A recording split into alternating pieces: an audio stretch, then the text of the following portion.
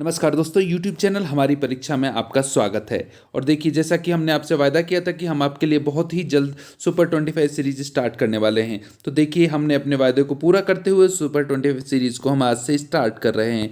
और ये हम सुपर 25 जो सीरीज है, इसमें हम 25 महत्वपूर्ण प्रश्न उठाएंगे किसी भी सब्जेक्ट को लेकर, जो कि बहुत इंपॉर्टेंट प्रश्न होंगे। वो बार बार या तो परीक्षाओं में पूछे गए होंगे या पूछे जाएंगे, ठीक है, इस वर्तमान परिप्रेक्ष्य को देखते हुए। तो ये वो 25 प्रश्न होने वाले हैं जिनको हम आपके लिए आज तैयार कराएंगे। और देखिए, ये सुपर 25 जो सीरीज है, ये सिर्फ वो 25 प्रश्न नहीं होंगे, इसके साथ जो महत्वपूर्ण डाटा हम आपको प्रोवाइड करने वाले हैं वो और भी ज़्यादा महत्वपूर्ण होने वाला है। और इन 25 प्रश्नों के माध्यम से कहीं ना कहीं आपको हम 100 से 125 प्रश्नों को तैयार कराने का काम करेंगे। और देखिए, आपकी तैयारी में कहीं कमी ना रह जाए, और आप लोगों की ही रिक्वेस्ट पर हमने इस सीरीज़ को स्टार्ट किया है। तो अगर अभी तक भी आपने हमारे चैनल को सब्सक्राइब नहीं किया है तो प्लीज़ सब्सक्राइब करिए, इसे दोस्तों के साथ शेयर करिए। और वीडियो अगर आपको पसंद आती है, क्वालिटी ऑफ कंटेंट अगर आपको पसंद आता है, तो प्लीज़ इसको लाइक करिए। चलिए, और देखिए, सबसे महत्वपूर्ण ये है कि आपके जिन दोस्तों को, आपके जिन भाई बहनों को इस चैनल के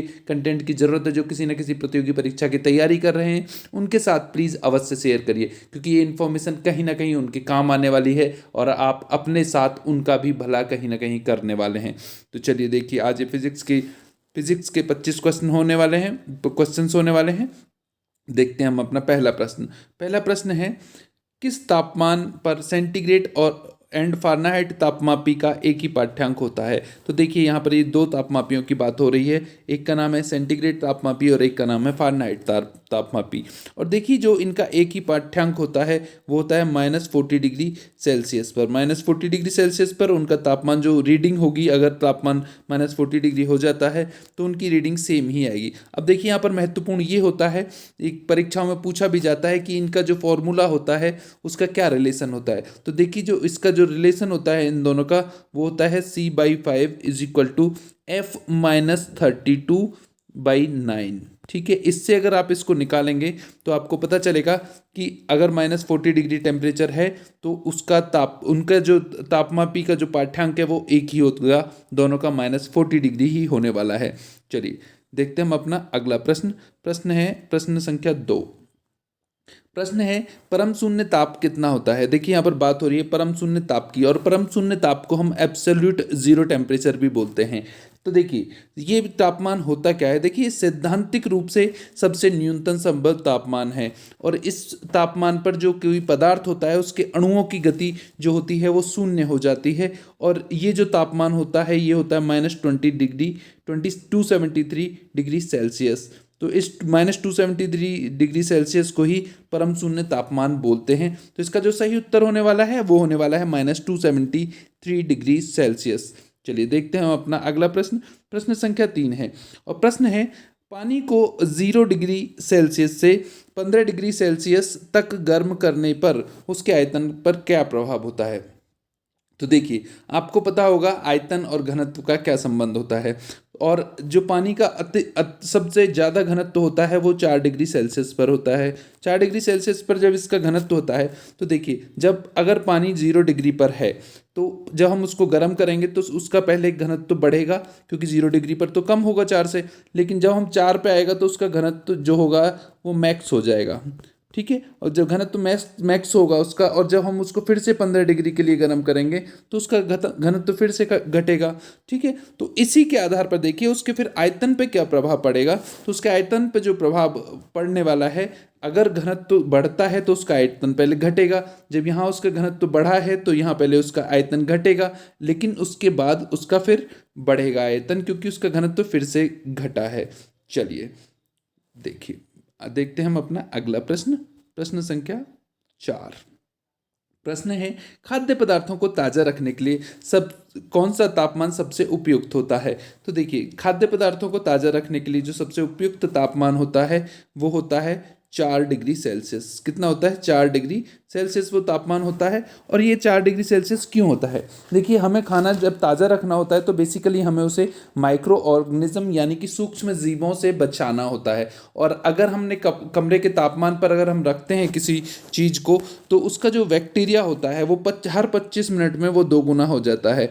हर 25 मिनट में कमरे के तापमान पर बैक्टीरिया किसी खाद्य पदार्थ में 2 गुना हो जाता है। और देखिए, जब हम उसको ताज़ा रखना होता है तो हमें उस बैक्टीरिया की ग्रोथ रोकनी होती है। और ये जो ग्रोथ रोकने का जो काम होता है सबसे अच्छा जो होता है, और यहाँ उसकी खाद्य पदार्थ की फ्रेशनेस भी बनी रहे, तो इसके लिए 4 डिग्री का जो तापमान होता है वो सबसे उपयुक्त होता है। लेकिन वहीं अगर किसी चीज़ को हमें प्रिजर्व करना है, प्रिजर्व फूड रखने हैं, तो उसके लिए फ्रीज़र का यूज़ करते हैं। और फ्रीज़र का तापमान हमेशा 0 डिग्री सेल्सियस से नीचे होना चाहिए।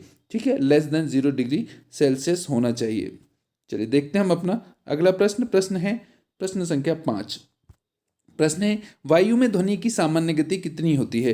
देखिए, जो वायु में जो ध्वनि की गति होती है सामान्य रूप से वो 330 मीटर प्रति सेकंड होती है। लेकिन मैं इसमें और भी स्पेसिफिक होना चाहूँगा, क्योंकि ये प्रश्न तो बार बार पूछा गया है और ऑप्शन जनरली 330 ही दिया जाता है। लेकिन मैं यहाँ स्पेसिफिक होना चाहूँगा, ये 330 भी नहीं, ये 332 मीटर पर सेकंड होती है। लेकिन देखिए, तापमान से वायु की गति, तापमान से जो ध्वनि की गति है उसका डायरेक्ट संबंध होता है। देखिए, 0 डिग्री पर जो ये जो मैंने आपको स्पीड बताई है, ये 0 डिग्री सेल्सियस पर है। यहीं अगर हम इस तापमान को 20 डिग्री कर देते हैं तो यही जो गति है वो बढ़कर 343 मीटर पर सेकंड हो जाती है। लेकिन अगर हम तापमान और बढ़ा देते हैं, 35 डिग्री कर देते हैं, तो ये जो गति है ये बढ़कर 352 मीटर पर सेकंड हो जाती है। और देखिए, यहाँ पर जब ध्वनि की बात हो रही है तो यहाँ 1-2 पॉइंट नोट करना बहुत आवश्यक हो जाता है। और वो आवश्यक ये हो जाता है कि देखिए, निर्वात में जो ध्वनि की तरंगें हैं वो नहीं चल सकती हैं। ठीक है, और टेम्परेचर बढ़ने पर ध्वनि की जो गति है वो बढ़ जाती है। तो इसीलिए आप कभी देखेंगे कि अगर आपने किसी व्यक्ति को किसी एक निर्धारित डिस्टेंस पर खड़े व्यक्ति को अगर आप आवाज़ देते हैं सर्दियों में, तो उसकी अपेक्षा जब आप गर्मियों में आवाज़ देंगे तो गर्मियों की आवाज़ जल्दी पहुंच जाएगी, क्योंकि वहाँ जो ध्वनि का जो वायु का जो तापमान है उसके बढ़ने से ध्वनि की गति बढ़ जाती है। चलिए यहाँ पे एक चीज़ पॉइंट और भी क्लियर कर देता हूँ मैं आपको, कि देखिए, जो ध्वनि की जो गति होती है वो होती है 332 मीटर पर सेकंड। ठीक है, जो ये जो गति होती है इस गति को हम बोलते हैं मैक गति। ठीक है, मैक स्पीड जो होती है वो इसके हिसाब से अगर हम कैलकुलेट करते हैं तो वो पहुंचती है 1195 किलोमीटर पर सेकंड। तो देखिए, अगर किसी वायुयान की गति इस 1195 किलोमीटर पर सेकंड से अधिक है, ये मैं एक आपको स्टैंडर्ड रूप में बता रहा हूँ, ये 1200 किलोमीटर से अधिक है, तो उसको हम बोलेंगे कि वो वायुयान सुपरसोनिक वायुयान है। और इससे लेकर सुपरसोनिक वायुयान की गति इससे अगर 5 गुना होती है, मतलब कि अगर किसी वायुयान की गति 1660 मीटर पर सेकंड से अधिक हो जाती है, मतलब इससे 5 गुना अधिक हो जाती है, इंटू 5 अगर हम इसको करते हैं तो 5 गुना से अधिक हो जाती है, तो उसको हम हाइपरसोनिक बोलते हैं। तो आपको मैं बता दूं, यहाँ पर आपको अब क्लियर हो गया होगा, हालांकि मैंने कई सारी वीडियो में बताया है, लेकिन ये बहुत महत्वपूर्ण पॉइंट है कि सुपरसोनिक और हाइपरसोनिक को आपको समझना, कि सुपरसोनिक क्या होता है, अगर ध्वनि की गति से अधिक और 5 गुना तक होती है तो उसको सुपरसोनिक बोलते हैं, लेकिन अगर ध्वनि की गति से 5 गुना से अधिक हो गई तो उसको फिर हम हाइपरसोनिक बोलते हैं। तो चलिए, इसका जो सही उत्तर होने वाला है वो 320 मीटर पर सेकंड होने वाला है। हम देखते हैं अब अपना अगला प्रश्न संख्या 6। प्रश्न है, मानव द्वारा सुनी जा सकने वाली ध्वनि तरंगों की आवृत्ति निम्न में से कौन सी है? तो देखिए, जो मानव द्वारा जो ध्वनि तरंगें सुनी जाती हैं उनको हम बोलते हैं कि वो 20 से 20,000 हर्ट्ज तक सुनी जा सकती है। और इससे कम की जो ध्वनि तरंगें होती हैं, मतलब कि 20 हर्ट्ज से जो कम की जो ध्वनि तरंगें होंगी, उनको हम बोलते हैं कि वो इंफ्रासोनिक वेव्स हैं। कौन सी वेव्स हैं? इंफ्रासोनिक उन वेव्स को बोला जाता है। इंफ्रासोनिक जो इससे कम रेंज की जो ध्वनि तरंगें होती हैं, और ये जो ध्वनि तरंगें हैं 20 से 20 की, इनको सोनिक बोलते हैं। और इसके ऊपर की 20,000 हर्ट्ज से अगर ऊपर की कोई है तरंग तो उसको हम अल्ट्रासोनिक बोलते हैं। तो ये 3 तरह की तरंगें होती हैं, इंफ्रासोनिक, सोनिक एंड अल्ट्रासोनिक। तो इन 3 तरंगों को आपको समझना जरूरी है, ध्वनि तरंगों की आवृत्ति को आपको समझना जरूरी है। और देखिए जो ये तरंगे हैं, इनको अगर इंफ्रासोनिक की बात करें तो इसको अपश्रव्य कहा जाता है, सोनिक को श्रव्य कहा जाता है, और वहीं अल्ट्रासोनिक की बात करें तो इनको पराश्रव्य तरंगें कहा जाता है। और जो हाइपरसोनिक वेव्स एक और होती है जिसकी आवृत्ति 1 गीगाहर्ट्ज से अगर अधिक है तो हम उसको हाइपरसोनिक भी बोलते हैं, कि वो जो ध्वनि है वो हाइपरसोनिक ध्वनि है। तो यहाँ पर जो सही उत्तर होने वाला है कि मानव द्वारा सुनी जा सकने वाली ध्वनि तरंगों की आवृत्ति वो होती है 20 से 20,000 हर्ट्ज की। चलिए देखते हैं हम अपना अगला प्रश्न। मनुष्य के लिए मानक ध्वनि स्तर है। तो देखिए यहाँ पर बात हो रही है मनुष्य के लिए। मनुष्य के लिए जो मानक ध्वनि स्तर है उसका ये जो ध्वनि स्तर है ये होता है 60 डेसिबल। देखिए ध्वनि को हम नापते हैं डेसिबल में, ध्वनि की जो इंटेंसिटी होती है उसको डेसिबल में नापते हैं। और यहाँ पर अगर हम स्पेसिफिक बात करें तो 50 से 70 डेसिबल की जो ध्वनि होती है वो एकदम स्टैंडर्ड ध्वनि होती है मनुष्य के लिए, यानी कि एक मानक ध्वनि स्तर होता है। और देखिए ध्वनि तरंगें जो होती हैं ये अनुदैर्ध्य तरंगें होती हैं। और साधारण बातचीत जो हम करते हैं, ये एक बार प्रश्न पूछा गया था कि साधारण बातचीत की जो ध्वनि स्तर होता है वो कितने डेसिबल होता है, तो 30 से 4 डेसिबल होता है अगर हम साधारण बातचीत करते हैं तो। और देखिए यहीं पे एक चीज़ समझना और ज़रूरी है कि अगर ध्वनि का स्तर 50 डेसिबल से ऊपर बढ़ गया, ठीक है, 50 डेसिबल से अगर ऊपर हो जाता है तो फिर ये मनुष्य के कानों के लिए नुकसानदायक हो जाता है। तो यहाँ पर जो मानक ध्वनि स्तर है वो 60 डेसिबल का काम करता है। और मैं चाहूँगा कहीं ना कहीं कि जो मैं पॉइंट्स आपको बता रहा हूँ इसको प्लीज़ आप कहीं लिख लीजिए, क्योंकि ये प्रश्न आपके परीक्षाओं में बहुत सारे और भी प्रश्नों को सॉल्व करने वाले हैं, क्योंकि ये मैंने बहुत काफ़ी रिसर्च के बाद इस डाटा को कलेक्ट किया है। तो कहीं ना कहीं ये आपके काम आ जाए, ऐसा मेरा प्रयास है। चलिए देखते हैं हम अपना अगला प्रश्न। प्रश्न संख्या 8 है, ध्वनि का वेग अधिकतम होता है। देखिए ध्वनि का वेग अधिकतम जो होता है वो होता है धातु में। तो धातु में ध्वनि का वेग जो होता है वो बहुत अधिक होता है। और देखिए मैं यहाँ पर आपको स्पेसिफिक बताऊंगा कि वायु में जो ध्वनि का जो वेग था वो आपको बताया था मैंने 332 मीटर पर सेकंड, 332 मीटर पर सेकंड बताया था। वहीं अगर हम इसको बात करें द्रव में, तो द्रव में जो ये वेग हो जाता है ये 1200 मीटर पर सेकंड हो जाता है। वहीं हम अगर बात करें इसको ठोस में, तो ठोस में ये जो गति हो जाती है ये 4000 मीटर पर सेकंड हो जाती है। तो देखिए घनत्व बढ़ने पर जो इसका ध्वनि का वेग है वो बढ़ता जाता है, तो इसीलिए धातु में जो ध्वनि का वेग है वो अधिकतम हो जाता है। चलिए अगला प्रश्न देखते हैं। प्रश्न संख्या है 9। प्रश्न है किस पद्धति में पराश्रव्य ध्वनि का उपयोग किया जाता है। तो देखिए यहाँ पर बात हो रही है पराश्रव्य ध्वनि की। तो देखिए पराश्रव्य ध्वनि का जो किया जाता है मींस अल्ट्रासोनिक वेव्स का, वो किया जाता है सोनोग्राफी में। आपको पता होगा सोनोग्राफी को यूएसजी बोलते हैं, यानी कि अल्ट्रासोनोग्राफी भी इसको बोलते हैं। और इसमें पराश्रव्य ध्वनि तरंगों का प्रयोग किया जाता है। चलिए देखते हैं हम अपना अगला प्रश्न। प्रश्न संख्या 10। प्रश्न है दृश्य प्रकाश में किस रंग का तरंग दैर्ध्य सबसे अधिक होता है। तो देखिए यहाँ पर जो बात हो रही है तरंग दैर्ध्य की बात हो रही है, ये दैर्ध्य है। और यहाँ पर जो बात हो रही है दैर्ध्य की सबसे अधिक किसका होता है, तो यहाँ पर जो तरंग दैर्ध्य सबसे अधिक होता है देखिए लाल रंग का होता है। और लाल रंग का जो प्रकाश होता है उसका तरंग दैर्ध्य अगर मैं आपको स्पेसिफिक बताऊं तो वो 625 नैनोमीटर से 740 नैनोमीटर का होता है, एनएम का होता है। और यही दृश्य प्रकाश की अगर हम टोटल बात करें तो इसका जो तरंग दैर्ध्य होता है वो 400 से लेकर 780 एनएम का ये तरंग दैर्ध्य होता है। चलिए और देखिए लाल रंग में सबसे बिखराव, जो लाल रंग है उसमें बिखराव सबसे कम होता है। यही कारण है कि रेलवे रेड सिग्नल्स का यूज करता है। ये प्रश्न भी पूछा जाता है कि लाल रंग के सिग्नल का प्रयोग रेलवे क्यों करता है वर्ल्ड वाइड, तो इसीलिए करता है क्योंकि लाल रंग का तरंग दैर्ध्य सबसे अधिक होता है और इसी कारण इसका बिखराव भी कम ही हो पाता है। तो इसीलिए लाल रंग के सिग्नल का यूज किया जाता है। चलिए देखते हैं हम अपना अगला प्रश्न। प्रश्न संख्या है हमारी 11। प्रश्न 11 है, लेंस की क्षमता का मात्रक क्या होता है। देखिए जो लेंस होता है, जो हम चश्मा पहनते हैं, उसकी क्षमता का ये मात्रक पूछ रहा है। तो देखिए लेंस की क्षमता का जो मात्रक होता है वो होता है डायोप्टर। डायोप्टर इसका सही उत्तर होने वाला है। लेकिन यहाँ पर एक चीज़ और, देखिए प्रकाश की तरंगों को अभिसरण या अपसरण करने की मात्रा को उसकी क्षमता कहते हैं लेंस की। और देखिए जो उत्तल लेंस होता है उसकी जो पावर होती है वो पॉजिटिव होती है, और जो अवतल लेंस होता है उसकी पावर नेगेटिव होती है। तो आप देख के समझ सकते हैं कि चश्मा अगर जो लगाता है उसमें पॉजिटिव नेगेटिव क्या होता है, और जो उसका जो नंबर होता है वो डायोप्टर में होता है, उसकी जो पावर होती है वो डायोप्टर होती है। तो यहाँ डायोप्टर सही उत्तर होने वाला है लेंस की क्षमता के मात्रक का। देखते हैं हम अपना अगला प्रश्न। प्रश्न है, भारत में कौन सा नाभिकीय ईंधन पर्याप्त मात्रा में पाया जाता है। तो देखिए जो भारत में जो नाभिकीय ईंधन की बात हो रही है, भारत में विश्व का सबसे अधिक थोरियम नाभिकीय ईंधन पाया जाता है। थोरियम सबसे अधिक पाया जाता है। और देखिए थोरियम मिलता किससे है, तो थोरियम हमें जो मिलता है वो मोनोजाइट एक खनिज होता है, मोनोजाइट, इससे हमें मिलता है। और विश्व में जो मोनोजाइट का जो सबसे बड़ा भंडार है वो केरल में पाया जाता है। तो ये प्रश्न पूछा गया है कि मोनोजाइट या थोरियम का सबसे बड़ा भंडार किस राज्य में पाया जाता है।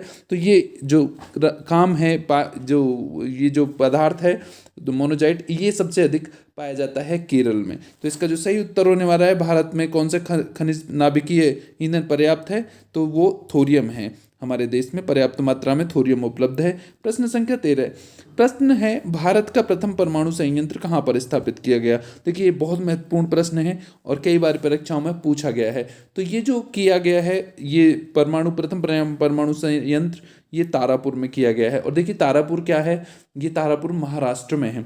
और इस परमाणु संयंत्र का जो नाम है, ये पूछा गया था एक बार कि परमाणु संयंत्र प्रथम जो भारत में स्थापित किया गया उसका नाम क्या था। तो देखिए इसका नाम अप्सरा था। और इसको जो इंस्टॉल किया गया था वो बार्क की मदद से किया गया था। बार्क क्या है, भाभा एटॉमिक रिसर्च सेंटर है। और इस जो परमाणु संयंत्र ने, अप्सरा ने जो काम करना स्टार्ट किया था वो 1956 में अपना काम करना स्टार्ट कर दिया था।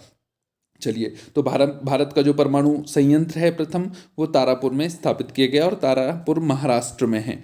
देखते हैं हम अपना प्रश्न संख्या 14 है कि भारत के न्यूक्लियर रिएक्टर्स में कौन सा ईंधन प्रयोग किया जाता है। तो देखिए भारत के न्यूक्लियर रिएक्टर्स में जो हम वाइडली जो यूज़ करते हैं वो करते हैं यूरेनियम 235 को। यूरेनियम 235, देखिए ये जो वर्ड है ये 239 नहीं, ये 235 है। और भारत में हम इसी नाभिकीय ईंधन को यूज़ करते हैं। चलिए देखते हैं हम अपना अगला प्रश्न। प्रश्न संख्या 15, प्रश्न है, नाभिकीय रिएक्टर में भारी जल का प्रयोग किसके रूप में किया जाता है। तो देखिए आपको पता होगा भारी जल का जो फॉर्मूला है वो होता है D2O मत, और जो नॉर्मल जल का जो फॉर्मूला है वो होता है H2O। तो जो D2O है इसका अणुभार 20 होता है, वहीं H2O का जो अणुभार होता है वो 20 होता है, क्योंकि D2O ड्यूटीरियम होता है और ये ड्यूटीरियम ऑक्साइड इसको हम बोलते हैं पानी को। ठीक, जो भारी जल होता है उसको बोलते हैं ड्यूटीरियम ऑक्साइड। और ये जो काम करता है, ये देखिए नियंत्रक के रूप में भारी जल का प्रयोग किया जाता है नाभिकीय रिएक्टर में। ठीक है, तो ये नाभिकीय रिएक्टर में भारी जल बहुत महत्वपूर्ण होता है। और ये महाराष्ट्र में भारी जल का निर्माण हमारे देश में किया जाता है, मुंबई में किया जाता है। देखते हैं हम इसी क्रम में अपना अगला प्रश्न है प्रश्न संख्या 16, रेडियोधर्मी पदार्थ कौन सी तरंगें किरणें उत्सर्जित करते हैं। देखिए यहाँ पर बात हो रही है किरणों की या तरंगों की। तो जो रेडियोधर्मी पदार्थ होते हैं वो अल्फा किरण उत्सर्जित करते हैं, बीटा किरण उत्सर्जित करते हैं और गामा किरण भी उत्सर्जित करते हैं। तो इसका जो सही जो जवाब होने वाला है वो होने वाला है उपयुक्त सभी किरणें रेडियोधर्मी पदार्थों द्वारा उत्सर्जित की जाती हैं। अब देखिए यहाँ पर हम समझते हैं रेडियो एक्टिविटी यानी रेडियोधर्मिता होती क्या है। देखिए कुछ पदार्थ ऐसे होते हैं जिनके नाभिक से आयोनाइजिंग रेडिएशन होता रहता है और वो अपनी ऊर्जा को बाहर फेंकते रहते हैं। और इस क्रम में वो जो किरणें निकालते हैं उनको अल्फा, बीटा, गामा और इलेक्ट्रॉन्स भी निकालते हैं।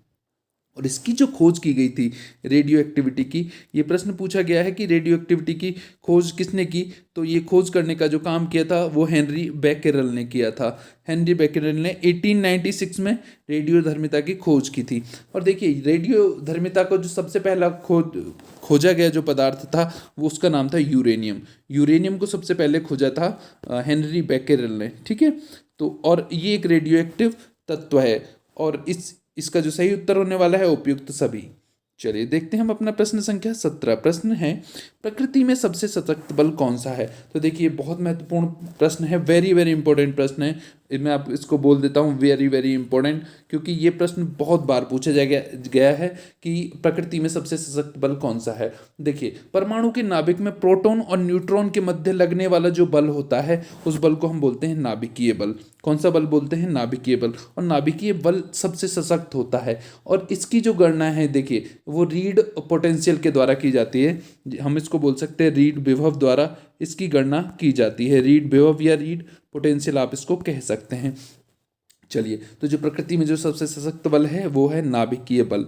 चलिए देखते हैं हम अपना इसी क्रम में अगला प्रश्न है सर सीवी रमन को उनके किस प्रयोग के लिए नोबेल पुरस्कार प्रदान किया गया था? तो देखिए जो हमारे जो महान वैज्ञानिक थे सर सीवी रमन, उनको जो प्रदान किया गया था नोबेल पुरस्कार, वो किया गया था प्रकाश प्रकीर्णन के लिए। तो ये प्रकाश प्रकीर्णन के लिए पूछा जा सकता है आपको। और देखिए ये नोबेल जो अपना सर सीवी रमन थे, ये हमारे भारत के ही नहीं बल्कि एशिया के प्रथम वैज्ञानिक थे जिनको नोबेल पुरस्कार मिला था। टोटल एशिया के प्रथम वैज्ञानिक थे जिनको नोबेल पुरस्कार मिला था। और इन्होंने एक थ्योरी दी थी रमन इफेक्ट जिसको हम बोलते हैं। और इसी डॉक्टर रमन के उपलक्ष्य में ही हमारा जो राष्ट्रीय विज्ञान दिवस है वो हर वर्ष 28 फ़रवरी को मनाया जाता है। 28 फ़रवरी को राष्ट्रीय विज्ञान दिवस मनाया जाता है। और देखिए इनको 1954 में डॉक्टर सर सीवी रमन को 1954 में ही भारत रत्न भी दिया गया था। कौन सा अवार्ड दिया गया था? भारत रत्न भी इनको दिया जा चुका है। और ये एशिया के पहले वैज्ञानिक थे जिनको नोबेल पुरस्कार मिला था और भारत के तो ये थे ही। चलिए देखते हैं हम अपना अगला प्रश्न संख्या है हमारी 19। प्रश्न है पानी का घनत्व किस तापमान पर सर्वाधिक होता है? तो देखिए इस सीरीज के जो पहले क्वेश्चंस थे उन्हीं में मैंने आपको बताया था कि जो पानी का जो सबसे अधिक घनत्व होता है वो 4 डिग्री सेल्सियस पर होता है, 4 डिग्री सेल्सियस। क्योंकि देखिए अभी यहाँ पर एक उदाहरण से समझना बहुत ज़रूरी है। आपने कभी देखा होगा कि जब बहुत अधिक सर्दी पड़ती है तो झील का पानी ऊपर से जम जाता है जबकि नीचे वो नहीं जमता है। तो इसका कारण क्या होता है कि जब टेम्परेचर गिरता है और गिरकर वो 4 डिग्री तक आता है तो जो झील का पानी है उसका घनत्व सबसे अधिक हो जाता है 4 डिग्री पर। लेकिन 4 डिग्री पर जब पानी भारी हो जाता है तो वो नीचे बैठ जाता है। लेकिन उसके बाद जब फर्दर टेम्परेचर गिरता है, सपोज टेम्परेचर 0 हो गया तो पानी का घनत्व कम हो गया। जब घनत्व कम हो गया तो पानी हल्का हो गया, तो वो पानी ऊपर ही तैरने लग जाता है और नीचे वाला पानी 4 डिग्री पर रहता है। वहीं ऊपर वाले पानी का टेम्परेचर गिर जाता है तो ऊपर वाला पानी जम जाता है। इसीलिए आपने देखा होगा कि झीलें ऊपर से हमेशा जम जाती हैं और नीचे वो नॉर्मल पानी रहता है जो कि 4 डिग्री का होता है। चलिए तो जो 4 डिग्री सेल्सियस पर है पानी का घनत्व सबसे अधिक पाया जाता है। प्रश्न संख्या 20 है वर्षा की बूंद की गोलाकार आकृति किस कारण होती है? तो देखिए जो वर्षा की बूंद की जो आकृति होती है गोलाकार, वो होती है पृष्ठ तनाव के कारण। ये जो शब्द है पृष्ठ तनाव, इसके कारण होती है। और देखिए पृष्ठ तनाव होता क्या है, इसको हम सरफेस टेंशन भी बोलते हैं। क्या बोलते हैं? सरफेस टेंशन इसको बोलते हैं हम। और इसका जो गुण होता है वो ये होता है कि ये द्रव का एक गुण है और जो अपने क्षेत्रफल को हर द्रव कम से कम रखने की कोशिश करता है। और आपको पता होगा कि गोल आकार का क्षेत्रफल सबसे कम होता है, इसीलिए वर्षा की बूंद कम होती है। और ये जो कारण होता है ये होता है पृष्ठ तनाव। तो वर्षा की बूंदों का गोलाकार आकृति पृष्ठ तनाव के कारण होती है। यहीं देखते हैं हम अपना अगला प्रश्न, घड़ी की स्प्रिंग में कौन सी ऊर्जा संचित होती है? तो देखिए यहाँ पर बात हो रही है घड़ी, और घड़ी की स्प्रिंग, कौन सी स्प्रिंग की बात हो रही है? जो घड़ी हम चाबी भरते हैं, ठीक है, जो चाबी भरने वाली आपने घड़ी देखी होगी, तो उसकी जो स्प्रिंग है उसमें कौन सी ऊर्जा संचित होती है? तो देखिए उसमें जो ऊर्जा संचित होती है वो होती है स्थितिज ऊर्जा, क्योंकि हम उसको दबा के घड़ी की स्प्रिंग को प्रेशराइज करके उसमें हम स्टैटिक एनर्जी उसको प्रदान कर देते हैं जिसके द्वारा कुछ पीरियड तक वो घड़ी लगातार चलती रहती है। चलिए देखते हैं हम अपना अगला प्रश्न संख्या है 22। पृथ्वी का पलायन वेग निम्न में से कौन सा है? देखिए ये प्रश्न भी कई बार पूछा गया है कि पृथ्वी के पलायन वेग की बात हो रही है। और यहाँ पर ये जो नंबर है ये है 1.2 किलोमीटर पर सेकंड, ठीक है। तो ये यहाँ पर है और देखिए ये जो पृथ्वी का जो पलायन वेग है, ये पलायन वेग को समझना जरूरी है। पहले क्या है, देखिए जिस वेग से किसी अगर कोई वस्तु पृथ्वी से फेंकी जाए और वो फिर कभी लौटकर पृथ्वी के गुरुत्वाकर्षण क्षेत्र में ना आए, मतलब उसे इस स्पीड से फेंका जाए कि वो पृथ्वी के गुरुत्वाकर्षण क्षेत्र से ही बाहर निकल जाए, तो इसको बोलते हैं हम कि वो पलायन वेग हो गया। ठीक है, तो ये अगर ये इसका जो सही उत्तर होने वाला है वो होने वाला है 11.2 किलोमीटर पर सेकंड। अगर हम किसी चीज़ को इस स्पीड से फेंक दें तो वो चीज़ कभी फिर से लौटकर पृथ्वी पर नहीं आएगी। तो पलायन वेग ये बहुत इंपॉर्टेंट होता है, 11.2 किलोमीटर पर सेकंड ये होता है। चलिए देखते हैं हम अपना प्रश्न संख्या 23। प्रश्न है, गुरुत्वाकर्षण का सिद्धांत किसने दिया था। देखिए आपको पता होगा, लेकिन ये बहुत महत्वपूर्ण प्रश्न है कि गुरुत्वाकर्षण का सिद्धांत किसने दिया था। और मैंने यहाँ जानबूझकर जो ऑप्शंस हैं वो एकदम क्लोज रखे हैं, क्योंकि इसी तरह के ऑप्शंस आपकी परीक्षाओं में भी पूछे जाते हैं। तो देखिए आपको पता होगा कि न्यूटन ने दिया है, और ये जो आइजैक न्यूटन ने एक्चुअली ये दिया है, यहाँ पर ये एल्बर्ट आइंस्टाइन लिख दिया है, गलत है ये, एक्चुअली ये आइजैक न्यूटन है। तो आइजैक न्यूटन ने ये गुरुत्वाकर्षण का सिद्धांत देने का काम किया है। आइजैक न्यूटन इसका सही उत्तर है, और ये थोड़ा टाइपिंग मिस्टेक है तो इसके लिए मैं आपसे क्षमा चाहता हूँ। और देखिए आधुनिक कार्य जो है वो गैलीलियो गैलीली के द्वारा शुरू किया गया था गुरुत्वाकर्षण के सिद्धांत का। तो ये जो काम किया है गुरुत्वाकर्षण के सिद्धांत देने का, वो काम किया है आइजैक न्यूटन ने। चलिए देखते हैं हम अपना अगला प्रश्न। प्रश्न संख्या है 24 है, किस भारतीय ने न्यूटन से पूर्व ही बता दिया था कि सभी वस्तुएं प्रकृति की ओर पृथ्वी की ओर आकर्षित होती हैं। तो किस भारतीय ने बताया था ये। तो देखिए ये जो काम किया था बताने का, ये किया था वाराहमिहिर ने। तो देखिए वाराहमिहिर ने कहा था कि किसी कोई शक्ति है जो हर वस्तु को पृथ्वी पर चिपकाए रखती है। और देखिए जो वाराहमिहिर थे ये 5वीं 6वीं शताब्दी के ये गणितज्ञ और खगोलज्ञ थे, 5वीं 6वीं शताब्दी के थे, इतने पुराने थे ये। और इन्होंने तभी कह दिया था कि कोई एक शक्ति है जो धरती की ओर चीज़ों को खींचती है। और इन्होंने जो एक सिद्धांत दिया था जिसका नाम है पंच सिद्धांतिका, कि अयनांश का मान जो होता है वो 50.32 सेकंड होता है। तो इन्होंने ये एक और सिद्धांत दिया था अपना पंच सिद्धांतिका में। और ये देखिए वाराहमिहिर किसके राज्य में थे, तो ये प्रश्न भी पूछा जाता है। तो ये चंद्रगुप्त विक्रमादित्य के राज्य में, ये नवरत्नों में से एक थे वाराहमिहिर। तो वाराहमिहिर ने ये जो काम किया था, न्यूटन से पूर्व भी बताया था कि पृथ्वी की ओर वस्तुएं आकर्षित होती हैं। और देखिए कहीं ना कहीं भारत का जो इतिहास है वो बहुत गौरवपूर्ण रहा है, लेकिन इसका जो प्रचार और प्रसार है वो उतना नहीं हो पाया है। और आज इसीलिए मॉडर्न जो लोग हैं, वो मॉडर्न जो कंट्रीज़ हैं, वेस्टर्न कंट्रीज़, वो इसका क्रेडिट आज भी ले जाते हैं, जबकि बहुत सारी चीज़ें हम पहले भी जानते थे लेकिन हमने उनको एक्सप्लोर नहीं किया है। चलिए देखते हैं हम आज का अंतिम प्रश्न है प्रश्न संख्या 25, रक्तचाप मापन में कौन सा उपकरण प्रयोग किया जाता है। तो देखिए यहाँ पर रक्तचाप मापन यानी कि ब्लड प्रेशर मॉनिटरिंग की बात हो रही है यहाँ पर। और ये जो उपकरण यूज़ किया जाता है रक्तचाप मापन में, ये किया जाता है स्पिग्नोमैनोमीटर इसका नाम होता है। और ये रक्तचापन में अब देखिए यहाँ पर इस स्टैंडर्ड जो बीपी होता है वो होता है 80 to 120। अब यहाँ पूछता है जरूर 80 to 120 ऑफ वाट, तो ये होता है mmHg, मतलब पारे का होता है, पारे का 80 to 120 mmHg होता है। चलिए देखिए तो ये हमारा आज का प्रश्न था। और देखिए अगर आपको हमारी वीडियो ये पसंद आई है और आप चाहते हैं कि इसी तरह से हम आपके लिए 25 प्रश्नों की जो सीरीज़ है उसको आगे और भी अच्छे अच्छे प्रश्न लाते रहें, तो प्लीज़ आप हमारे चैनल को लाइक शेयर और सब्सक्राइब करिए। और इस वीडियो से रिलेटेड आपको अगर कोई भी PDF चाहिए तो प्लीज़ आप हमारा टेलीग्राम चैनल हमारी परीक्षा से आप डाउनलोड कर सकते हैं।